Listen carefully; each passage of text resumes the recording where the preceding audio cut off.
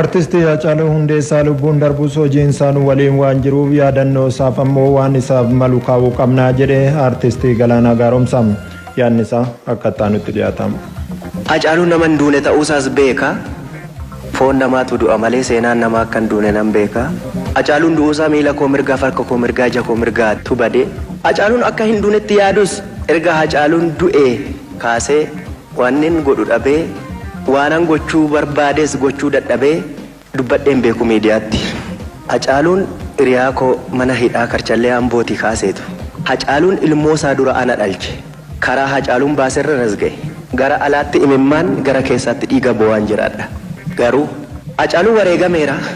Dhaqeen fidu wabiin ta'uu fi homaa gochuuf hin danda'u. Bo'uun qofti sana Haacaaluu nan galchisiisu. Haacaaluun gaafa hospitaalaa baasu kaanee Haacaaluun akka Finfinneetti awwaalamu fedhii koo fi fedhii namoota hedduuti. Injiinar Akkalaa naa bilbiltanii mazagaajaatti fidii koottu naan jettanii turtanii maatii isaatiinis wal quunnamsiiseen ture. Obbo Shimallis Abdiisaas naa bilbilanii isteediyeemii Finfinneetti yookaan iddoo Akkalaan siin jedhetti fidii koottu naan jedhanii yaaleen ture.